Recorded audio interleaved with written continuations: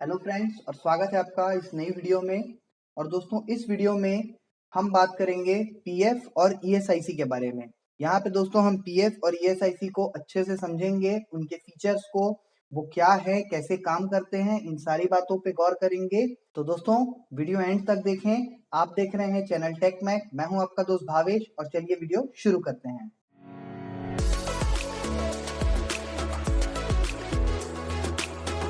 सबसे पहले बात करते हैं दोस्तों पीएफ और ईएसआईसी के बेसिक फीचर्स के बारे में या उनके बेसिक डिटेल्स के बारे में। तो दोस्तों शुरुआत करते हैं पीएफ से। पीएफ को प्रोविडेंट फंड या हिंदी में भविष्य निधि भी कहा जाता है और PF employees provident funds and miscellaneous provisions act 1952 के तहत प्रस्तावित है। और दोस्तों पीएफ में कर्मचारी के मूल वेतन से मतलब कर्मचारी की बेसिक सैलरी से 12% काटा जाता है और नियोक्ता मतलब जो मालिक है या जो उस एस्टेब्लिशमेंट का ओनर है या एस्टेब्लिशमेंट के द्वारा भी 12% काटा जाता है। तो दोस्तों पीएफ में टोटल आपके नाम से 24% रुपया या 24% आपकी सैलरी का अमाउंट जमा होता है। इसके अलावा दोस्तों नियोक्ता के पॉइंट ऑफ व्यू से 1% और देना पड़ता है, जिसमें 0.5 के एडमिन चार्जेस लगते हैं और 0.5 का ईडीएलआई प्रीमियम दिया जाता है। अब बात करते हैं दोस्तों ईएसआईसी की। तो ईएसआईसी का फुल फॉर्म होता है employ state insurance corporation, Hindi में इसे कर्मचारी राज्य बीमा निगम भी कहा जाता है। और दोस्तों ESIC employees state insurance act 1948 के तहत प्रस्तावित है। ईएसआईसी में दोस्तों कर्मचारी के सकल वेतन यानी ग्रॉस सैलरी से 0.75 काटा जाता है या ईएसआईसी कर्मचारी की ग्रॉस सैलरी का 0.75% होता है। और दोस्तों नियोक्ता कर्मचारी की ग्रॉस सैलरी का 3.25% देता है। मतलब देखा जाए दोस्तों तो ईएसआईसी में टोटल 4% का कंट्रीब्यूशन किया जाता है, जिसमें से 0.75% एम्प्लॉय देता है और 3.25% एम्प्लॉयर देता है। और दोस्तों ईएसआईसी केवल 21,000 रुपए से नीचे जिनकी सैलरी है उन कर्मचारियों पे ही एप्लीकेबल होता है। यानी अगर आपकी सैलरी 21,100 रुपए या 21,500 या 22,000 या उससे ज्यादा है तो आपका ईएसआईसी नहीं काटा जाएगा। अब चलते हैं दोस्तों नेक्स्ट टॉपिक के तरफ। तो इसमें हम डिस्कस करेंगे पीएफ और ईएसआईसी के फायदों के बारे में। सबसे पहले बात करते हैं पीएफ के फायदों की। तो पीएफ जैसा कि आप समझ ही गए होंगे कि सेवानिवृत्ति एवं बुढ़ापे की बचत है। आप कहीं पे काम कर रहे हैं और अगर आपका पीएफ डिडक्ट होता है तो हर महीने आपकी सैलरी का एक छोटा सा पार्ट पीएफ में जमा हो जाता है, जिसे कि आप अपने बुढ़ापे की बचत समझ सकते हैं या फिर अगर कभी कोई इमरजेंसी आती है या आपको कभी पैसों की जरूरत पड़ती है तब आप उसे यूज कर सकते हैं या एक रिटायरमेंट बेनिफिट भी समझ सकते हैं। पीएफ भरोसेमंद है दोस्तों क्योंकि भारत सरकार ने इसे अधिनियम के द्वारा लाया है, तो एक बिल्कुल लॉ बना है, कानून बना है, एक अलग बॉडी है जो पीएफ को रेगुलेट करती है, जो पूरा पीएफ का काम देखती है। जरूरत पड़ने पर कभी भी पैसा निकालने की सुविधा। तो दोस्तों पीएफ का जो स्ट्रक्चर है वो पूरा ऑनलाइन है। तो आप कभी भी अपना जो पैसा है वो जब भी आपको जरूरत पड़ती है तो आप ऑनलाइन विड्रॉ करने की रिक्वेस्ट डाल सकते हैं और अकॉर्डिंग टू आपने किस तरह की रिक्वेस्ट डाली है उसके अकॉर्डिंग 7 दिन से 20 दिन या 30 दिन में वो पैसा आपके बैंक अकाउंट में डायरेक्टली ट्रांसफर हो जाता है। नेक्स्ट पॉइंट जो है दोस्तों वो है कर्मचारी एवं नियोक्ता के बीच अधिकारों का बंटवारा। ये चीज दोस्तों पीएफ की मुझे सबसे ज्यादा पसंद है कि पीएफ में किसी भी एक पार्टी या सिर्फ एम्प्लॉय या सिर्फ एम्प्लॉयर का एकाधिकार नहीं होता, बल्कि इसमें जो अधिकार होते हैं या फिर इसका जो स्ट्रक्चर है वो ऐसा बना है कि इसमें कर्मचारी और नियोक्ता दोनों का योगदान रहता है। मान लीजिए दोस्तों अगर आपको पीएफ निकालना है तो पीएफ तो आप खुद से निकाल सकते हैं, लेकिन पीएफ निकालने के लिए आपको अपना पैन कार्ड और बैंक अकाउंट ऐड करना पड़ेगा, जिसके लिए आपको जरूरत होगी नियोक्ता की। उसी तरीके से दोस्तों अगर नियोक्ता कुछ बदलाव करना चाहता है आपकी प्रोफाइल में तो वो सिर्फ अपने से वो बदलाव नहीं कर सकता, उसके लिए उसे आपकी भी सहमति की जरूरत पड़ेगी। नेक्स्ट पॉइंट जो है दोस्तों कर्मचारी के पीएफ के पैसों पर नियोक्ता का कोई नियंत्रण नहीं। ये चीज दोस्तों बहुत अच्छी है पीएफ में कि एक बार अगर आपके नाम से आपके अकाउंट में पैसा जमा हो गया पीएफ के खाते में तो फिर उस पर किसी भी व्यक्ति का आपके अलावे किसी तरह का कोई नियंत्रण नहीं होता। मतलब आप जब चाहें तब अपना पैसा निकाल सकते हैं, किसी का हस्तक्षेप नहीं रहेगा, आपको किसी की परमिशन लेने की जरूरत नहीं रहेगी। सिर्फ आपको एक चीज का ध्यान रखना पड़ेगा कि जो आपका डॉक्यूमेंटेशन है वो प्रॉपर होना चाहिए, वो पूरा होना चाहिए। जो नेक्स्ट पॉइंट है दोस्तों वो है आधार एवं बैंक खाते से लिंक। तो जी हाँ दोस्तों, जो आपका पीएफ अकाउंट है वो आपके आधार से लिंक रहता है। तो एक आदमी का एक ही पीएफ अकाउंट होता है। आप चाहे कितनी भी नंबर ऑफ स्टैब्लिशमेंट में काम करें, कितनी भी कंपनियों में काम करें, आपका पूरा पैसा सिर्फ आपके एक ही पीएफ के खाते में जमा होगा। और जब आप उस पैसे को निकालेंगे तो वो पैसा डायरेक्टली आपके बैंक खाते में आ जाएगा, ना आपको चेक मिलेगा ना आपको कैश मिलेगा। तो इससे एक सिक्योरिटी भी रहती है आपके उस अमाउंट की कि उसको आपके अलावे कोई एक्सेस नहीं कर सकता और वो पैसा आपके अलावे किसी और को दिया भी नहीं जाएगा। जो नेक्स्ट पॉइंट है दोस्तों, वो है 8.5% का चक्रवृद्धि ब्याज। तो दोस्तों पीएफ में 8.5% का चक्रवृद्धि ब्याज रहता है, जिसे रेगुलर इंटरवल्स पे जो पीएफ की जो काउंसिल है वो एक्सेस करते रहती है, वो देखते रहती है और हर साल ये रेट अनाउंस होते हैं और वर्तमान की जो दर है वो 8.5% की है। और जो लास्ट पॉइंट है दोस्तों पीएफ के फायदों में, वो ये है कि प्राणांतक दुर्घटना मृत्यु की स्थिति में परिवार को बीमा राशि एवं पेंशन का प्रावधान। तो जी हाँ दोस्तों, अगर आपका पीएफ कटता है तो ना सिर्फ आप पैसा अपने बुढ़ापे के लिए बचा रहे हैं, बल्कि आपका इंश्योरेंस भी है और इन केस ऑफ डेथ अगर होती है तो उसमें पेंशन का भी प्रावधान है। जैसा कि आपको याद होगा दोस्तों, मैंने अपनी पिछली स्लाइड में बताया था कि एम्प्लॉयर 1% एक्स्ट्रा पे करता है, 0.5 के एडमिन चार्जेस और 0.5% का ईडीएलआई प्रीमियम। तो जो दोस्तों ईडीएलआई प्रीमियम था वो प्रीमियम इसी इंश्योरेंस का है। और मैं बता दूं कि अभी रिसेंट अनाउंसमेंट हुई है जिसमें कि पीएफ की इंश्योरेंस को 6 लाख रुपए से बढ़ा के 7 लाख रुपया कर दिया गया है, डिपेंडिंग ऑन कि आपने कितना पैसा पीएफ में जमा किया है, कितना पैसा वर्तमान में आपके पीएफ में और कितना पैसा आपने ईडीएलआई में जमा किया है। उसके आधार पर आपकी इंश्योरेंस का कैलकुलेशन होता है और उसी के आधार पर अगर कभी जरूरत पड़ती है तो वो पैसा आपके परिवार वालों को दिया जाता है। अब बात करते हैं दोस्तों ईएसआईसी के फायदों के बारे में। तो दोस्तों ईएसआईसी कर्मचारी के लिए नियोक्ता के द्वारा कराया जाने वाला बीमा है। सबसे ज्यादा अगर मैं फायदेमंद कहीं पे है ईएसआईसी अगर उसकी बात करूं तो वो है दोस्तों इंडस्ट्रीज में, बिकॉज इंडस्ट्रीज में फैक्ट्रीज में अक्सर हादसे होते रहते हैं। तो यहाँ पे ईएसआईसी का बहुत अच्छा बेनिफिट मिलता है एस्टैब्लिशमेंट को, नियोक्ता को, बिकॉज एक बार अगर आपने किसी पर्सन को एनरोल करा दिया, रजिस्टर करा दिया ईएसआईसी में, तो वो हर तरीके से मेडिकली कवर हो जाता है। अगर भविष्य में कभी भी कोई एक्सीडेंट होता है, चाहे छोटा हो चाहे बड़ा हो, चाहे सीवियर हो या फेटल हो, तो उस केस में उस इंश्योर्ड पर्सन को बेनिफिट देती है ईएसआईसी। ईएसआईसी भी दोस्तों भरोसेमंद है बिकॉज इसे भी ईएसआईसी एक्ट 1948 के तहत गवर्नमेंट ऑफ इंडिया ने लाया था भारत में। और दोस्तों जो नेक्स्ट पॉइंट है वो है डिस्पेंसरी में डॉक्टर द्वारा मुफ्त स्वास्थ्य जांच। तो दोस्तों जब आप ईएसआईसी में एनरोल करते हैं तो हर शहर में या हर जिला मुख्यालय में एक डिस्पेंसरी होती है जहाँ पे एक एमबीबीएस डॉक्टर बैठता है और वहां जाकर अगर आपको किसी भी तरह की स्वास्थ्य संबंधी समस्या है, जैसे सर्दी जुकाम से लेके कुछ सीवियर समस्या तक, आप वहां पे अपनी जांच करवा सकते हैं। और वहां पे दवाइयां भी होती हैं, तो उन दवाइयों में से ही जो दवाई आपकी समस्या को का समाधान करने के लिए एप्लीकेबल होगी वो दवाई उस डॉक्टर के द्वारा आपको दी जाएगी।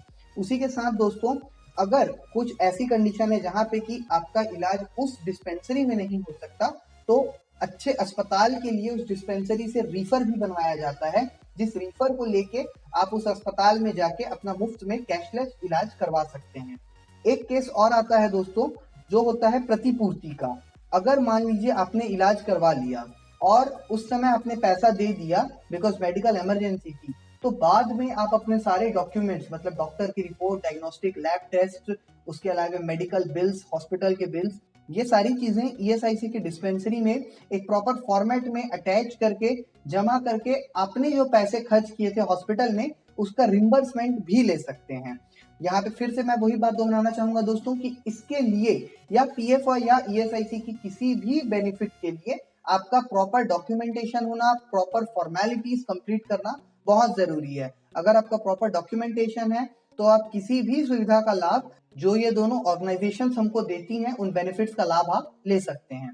नेक्स्ट पॉइंट है दोस्तों बीमित व्यक्ति एवं उसके परिवार के सदस्यों का भी मुफ्त इलाज। तो दोस्तों जिस भी व्यक्ति का ईएसआईसी में पंजीयन किया जाता है, ना सिर्फ वो व्यक्ति बल्कि उसका पूरा परिवार ईएसआईसी के दायरे में आता है और वो कवर होता है। परिवार के सदस्यों में आते हैं दोस्तों माता पिता, अगर कोई मेल एम्प्लॉय है तो पत्नी, फीमेल एम्प्लॉय है तो उसका पति और बच्चे। और दोस्तों फीमेल एम्प्लॉयज के केस में सास ससुर भी कवर होते हैं ईएसआईसी में। तो दोस्तों बीमित व्यक्ति के अलावे उनके परिवार के सदस्य भी मुफ्त में अपना इलाज करवा सकते हैं और ईएसआईसी के बेनिफिट्स ले सकते हैं। और दोस्तों इसका लास्ट पॉइंट है, कार्य के दौरान प्राणांतक दुर्घटना या स्थायी अपंगता की स्थिति में परिवार को पेंशन का प्रावधान। तो दोस्तों कार्य के दौरान यदि किसी भी तरह का कोई भी हादसा होता है जिसमें यदि आपकी जान जाती है या स्थायी अपंगता होती है, तो उस केस में ईएसआईसी पेंशन का प्रावधान आपको मुहैया कराती है। आपकी एक लाइफ टाइम पेंशन आपके परिवार के लिए शुरू हो जाएगी, डिपेंडिंग ऑन कि आप कितनी सैलरी उस पॉइंट पे ले रहे थे, उसके हिसाब से आपकी फैमिली के लिए एक पेंशन का प्रावधान दिया हुआ है ईएसआईसी में। चलते हैं दोस्तों नेक्स्ट स्लाइड की तरफ, और ये है दोस्तों पीएफ का पोर्टल। तो जो जैसा कि मैंने आपको बताया अपनी पिछली स्लाइड में कि पीएफ की पूरी जो प्रणाली है, पूरा जो स्ट्रक्चर है वो ऑनलाइन है। तो दोस्तों इसी पोर्टल के माध्यम से आप अपनी सारी चीजों को टैकल कर सकते हैं, आप अपनी सारी चीजों को ऑर्गेनाइज कर सकते हैं। अगर आपको पैसा निकालना है, अगर आपको अपना नाम बदलना है, अगर आपको अपना पैन कार्ड अपडेट करना है, बैंक अकाउंट अपडेट करना है, तो ये सारी चीजें आप इसी पोर्टल के थ्रू करेंगे। इस पोर्टल की लिंक दोस्तों मैं डिस्क्रिप्शन में दे दूंगा, वहां से जाके आप डायरेक्टली पोर्टल को एक्सेस कर सकते हैं। और दोस्तों अभी आपकी स्क्रीन पे जो आ रहा है ये है दोस्तों ईपीएफओ की पासबुक। यहाँ से दोस्तों पासबुक के थ्रू हम ये देख सकते हैं कि हमारा किस महीने में किस एम्प्लॉयर के द्वारा हमारा कितना पैसा जमा किया गया है और हमें कितना ब्याज मिल रहा है, अभी हमारे खाते में कितना पैसा है। ये सारी चीजें देखने के लिए दोस्तों हम पीएस पासबुक का सहारा लेते हैं और यहाँ से देखते हैं। इसकी लिंक भी दोस्तों मैं डिस्क्रिप्शन में छोड़ दूंगा। अब चलते हैं दोस्तों नेक्स्ट स्लाइड की तरफ, और ये जो अभी आपके स्क्रीन पर आ रहा है दोस्तों, ये है ई पहचान कार्ड, ईएसआईसी का ई पहचान कार्ड।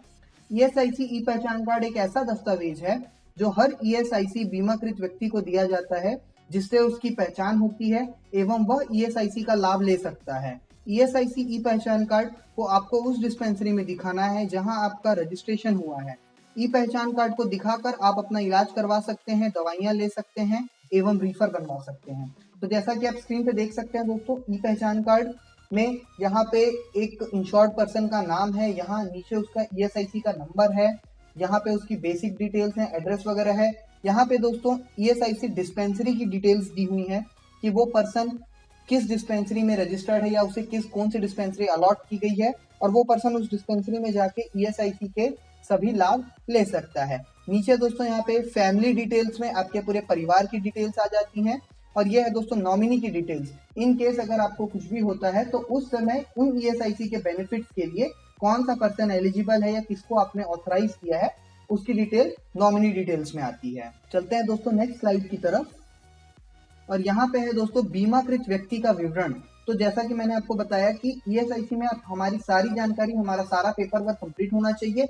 एक बार दोस्तों अगर आपका सारा पेपर वर्क कंप्लीट हो जाएगा तो फिर ये स्क्रीन कुछ इस तरह से दिखती है, जहाँ पे कि आपकी सारी जानकारी रहती है कि आप कहाँ रहते हैं, आपका एड्रेस क्या है, आपको कौन सी डिस्पेंसरी अलॉट की गई है, आपने कब काम शुरू किया था, वो सारी जानकारियां वहाँ पे रहती हैं। नेक्स्ट स्लाइड है दोस्तों लाभ। तो ईएसआईसी में किस किस तरह के लाभ मिलते हैं। ईएसआईसी दोस्तों एक छोटे दायरे तक सीमित नहीं है, इसका जो दायरा है वो बहुत वृहद है। बहुत सारी तरह की स्कीम्स हमें प्रोवाइड करवाती है ईएसआईसी। अलग अलग चीजों के लिए अलग अलग स्कीम्स हैं, जैसे कि एक दो स्कीम्स को हम देखेंगे। पहला है दोस्तों चिकित्सा लाभ, जो मैंने आपको बताया कि ईएसआईसी में डिस्पेंसरी है, वहाँ पे डॉक्टर्स बैठते हैं, तो वहाँ जाके आप जो नॉर्मल दवाइयां हैं वो सारी चीजें ले सकते हैं। दोस्तों वो चीजें कवर होती हैं चिकित्सा लाभ के तहत। दूसरा है दोस्तों मातृत्व लाभ। मातृत्व लाभ दोस्तों नॉर्मली महिला एम्प्लॉइज के लिए है कि महिला एम्प्लॉइज जब प्रेगनेंसी के समय उन्हें ईएसआईसी कुछ समय का वेज प्रोवाइड करती है जब वो घर में रहती हैं आफ्टर प्रेगनेंसी और ड्यूरिंग प्रेगनेंसी। तो ये सारी चीजें कवर होती है मातृत्व लाभ में। तीसरा है दोस्तों विस्तृत बीमारी लाभ। इसमें दोस्तों कुछ हाई लेवल की बीमारियां कवर होती हैं, जैसे हो गया आपका chronic renal disease, tuberculosis, tumours. ये सारी चीजें एक स्पेसिफिक पीरियड ऑफ टाइम के बाद, जब आप एक स्पेसिफिक नंबर ऑफ कॉन्ट्रीब्यूशंस पे कर देते हैं, उसके बाद दोस्तों विस्तृत बीमारी लाभ के जो लाभ है उसके लिए आप एलिजिबल हो जाते हैं और उन बीमारियों के लिए भी आप लाभ ले सकते हैं। चलते हैं दोस्तों नेक्स्ट स्लाइड की ओर, और यहाँ पे दोस्तों जो विस्तृत बीमारी लाभ के बारे में मैं अभी बता रहा था, उनमें क्या क्या बीमारियां कवर होती हैं, ये उन कुछ बीमारियों के नाम हैं, और इसमें किस किस कैटेगरी की बीमारियां कवर होती है ये यहाँ पे मैंने कैटेगरी भी लिख के रखी हैं। और टोटल दोस्तों इसमें 34 बीमारियां हैं जो कवर होती हैं। नेक्स्ट स्लाइड की तरफ चलते हैं फ्रेंड्स, और इस स्लाइड में मैंने ये बताया है कि किन एस्टैब्लिशमेंट्स में पीएफ और ईएसआईसी एप्लीकेबल होता है। यदि आप इन स्कीम्स का फायदा लेना चाहते हैं या यदि आप अपनी स्टैब्लिशमेंट को एनरोल करना चाहते हैं, तो दोस्तों ये वो क्राइटेरिया है जिसको फुलफिल करके आप अपनी स्टैब्लिशमेंट को इसमें एनरोल कर सकते हैं। तो पहला पॉइंट देखते हैं दोस्तों, any establishment with more than 10 for ESIC और 20 फॉर EPFO एम्प्लॉइज। तो दोस्तों यदि आपकी स्टैब्लिशमेंट में 10 या 10 से अधिक व्यक्ति कार्यरत हैं, तो आप अपनी स्टैब्लिशमेंट का रजिस्ट्रेशन ESIC में करा सकते हैं, और यदि आपकी स्टैब्लिशमेंट में 20 या 20 से अधिक व्यक्ति कार्यरत हैं, तो आप अपनी स्टैब्लिशमेंट का रजिस्ट्रेशन PF में करवा सकते हैं। नेक्स्ट पॉइंट है दोस्तों, almost every establishment is eligible for EPF and ESIC। तो दोस्तों जितना मैंने देखा है, जो मेरा अनुभव है, हर स्टैब्लिशमेंट अपना रजिस्ट्रेशन PF और ESIC में करवा सकती है। मैंने नीचे कुछ एग्जांपल्स भी दिए हैं, जिसमें पहला एग्जांपल है दोस्तों लोकल इंडस्ट्रीज और फैक्ट्रीज। तो जो लोकल इंडस्ट्रीज होती हैं, जो छोटी इंडस्ट्रीज होती हैं, जैसे राइस मिल हो गई, पोहा मिल हो गई या सॉ मिल हो गई, वहां अगर 10 या 20 एम्प्लॉय से अधिक काम कर रहे हैं तो आप PF ESIC में अपना रजिस्ट्रेशन करवा सकते हैं। दोस्तों PF ESIC स्कूल्स में भी एप्लीकेबल होते हैं, स्कूल के शिक्षकों पे ये एप्लीकेबल होते हैं। उसके अलावा हॉस्पिटल्स में एप्लीकेबल होते हैं, हॉस्पिटल के स्टाफ के लिए, माइंस में एप्लीकेबल होते हैं, और उन सभी बिजनेसेस में एप्लीकेबल हैं जहां 10 या 20 एम्प्लॉइज या उससे ज्यादा काम करते हैं। अब बात करते हैं दोस्तों documents required for new PF and ESIC registration. तो दोस्तों अगर आप अपना PF और ESIC में रजिस्ट्रेशन करना चाहते हैं, तो आपको किन डॉक्यूमेंट्स की जरूरत पड़ेगी? सबसे पहला होगा दोस्तों pan card of the establishment. तो आपकी स्टैब्लिशमेंट का जो पैन कार्ड है, यदि आपकी स्टैब्लिशमेंट एक कंपनी है या पार्टनरशिप कंपनी है या फर्म है, तो उस केस में आपको पैन कार्ड लगेगा। यदि आपकी स्टैब्लिशमेंट एक फैक्ट्री है, तो उस केस में आपको फैक्ट्री लाइसेंस लगेगा। अगर आपकी स्टैब्लिशमेंट GST में आती है, एप्लीकेबल है आपकी स्टैब्लिशमेंट के ऊपर GST, तो आपको GST रजिस्ट्रेशन का जो रिसिप्ट निकलती है, जो पेपर रहता है, वो लगेगा। उसके अलावा दोस्तों जो प्रोपाइटर या जो ओनर है, जो मालिक है, उसका आधार कार्ड या पैन कार्ड लगेगा। और लास्ट में दोस्तों आपको अपनी स्टैब्लिशमेंट की कॉन्टैक्ट डिटेल्स देनी पड़ेंगी, ईमेल ID और मोबाइल नंबर। तो दोस्तों इन डॉक्यूमेंट्स या इन डिटेल्स को प्रोवाइड करके आप अपनी फर्म का या अपनी कंपनी का रजिस्ट्रेशन करवा सकते हैं PF और ESIC में। अब चलते हैं दोस्तों नेक्स्ट और हमारी लास्ट स्लाइड की तरफ, compliances for EPF and ESIC। तो दोस्तों जब हम EPF और ESIC में रजिस्ट्रेशन करवाते हैं, तो हमारे ऊपर कुछ लीगल बाइंडिंग्स भी होती हैं, कुछ कंप्लायंसेस होते हैं जिन्हें हमें फॉलो करना पड़ता है। एक एग्जांपल देके समझाऊं तो जैसे हम गाड़ी लेते हैं, तो एक हमारी लीगल बाइंडिंग बनती है कि हाँ उस गाड़ी का इंश्योरेंस होना चाहिए, हमारे पास ड्राइविंग लाइसेंस होना चाहिए, पॉल्यूशन के पेपर्स होने चाहिए, उसी तरीके से। तो PF ESIC के कंप्लायंस में दोस्तों सबसे पहले आता है सैलरी शीट्स। आपके पास सैलरी शीट्स होनी चाहिए जो ये वेरीफाई करे कि आपने उस व्यक्ति को कितना सैलरी दिया है, और जितनी आपने उसको सैलरी दी है उसके अकॉर्डिंग आपने उसका PF और ESIC का डिडक्शन किया है या नहीं। और दोस्तों अगर आपको नहीं पता कि सैलरी शीट कैसे बनाते हैं, या अगर आप अपनी एस्टैब्लिशमेंट के लिए सैलरी शीट बनाना चाहते हैं, तो मैंने उस पर एक वीडियो ऑलरेडी बना के अपलोड की है इस चैनल पे। आई बटन जो अभी आपके ऊपर आ रहा है, आप उसे क्लिक करके उस वीडियो पे जा सकते हैं, और इस वीडियो का लिंक मैं डिस्क्रिप्शन में भी दे दूंगा। दूसरा है दोस्तों अटेंडेंस शीट्स। तो दोस्तों सैलरी शीट्स के बैकअप के लिए हमें लगती है अटेंडेंस शीट, जहां से ये वेरीफाई होता है कि उस व्यक्ति ने उतने दिन काम किया है या नहीं जितने दिन का हम उससे पैसा दे रहे हैं। और जो तीसरा एक कंप्लायंस होता है, वो होता है दोस्तों PF और ESIC का प्रॉपर डॉक्यूमेंटेशन। हर महीने के उसके चालान मेंटेन करके रखना, फाइलिंग करके रखना, एम्प्लॉयज की डिटेल्स मेंटेन करके रखना, ये सारी चीजें आती हैं दोस्तों PF ESIC के कंप्लायंस में। और दोस्तों मेरी खुद की भी एक HR और लेबर लॉ कंसल्टेंसी की फर्म है, तो यदि आप चाहते हैं अपनी फर्म का रजिस्ट्रेशन, अपनी एस्टैब्लिशमेंट का रजिस्ट्रेशन कराना PF या ESIC में, या आपको किसी भी तरह की कोई एडवाइस चाहिए, कोई गाइडेंस चाहिए लेबर लॉ से रिलेटेड, तो दोस्तों आप हमें व्हाट्सएप कर सकते हैं हमारे व्हाट्सएप के नंबर पे, या आप हमें डायरेक्टली Gmail में मेल करके भी कांटेक्ट कर सकते हैं। दोस्तों यदि आपको आज ये वीडियो देख के कुछ नया सीखने मिला है, तो इस वीडियो को लाइक करना ना भूलें, और हमारे चैनल को सब्सक्राइब करें, क्योंकि हम इसी तरह HR और लेबर लॉ कंप्लायंस से रिलेटेड वीडियोस रेगुलरली अपलोड करते हैं इस चैनल पे। कमेंट छोड़ना ना भूलें दोस्तों कि आपको ये वीडियो कैसी लगी और हम कैसे अपने वीडियोस को और बेहतर बना सकते हैं। आप चाहें तो हमें फेसबुक, इंस्टाग्राम और ट्विटर पे फॉलो भी कर सकते हैं। Hope you guys enjoyed the video. Thank you and good day.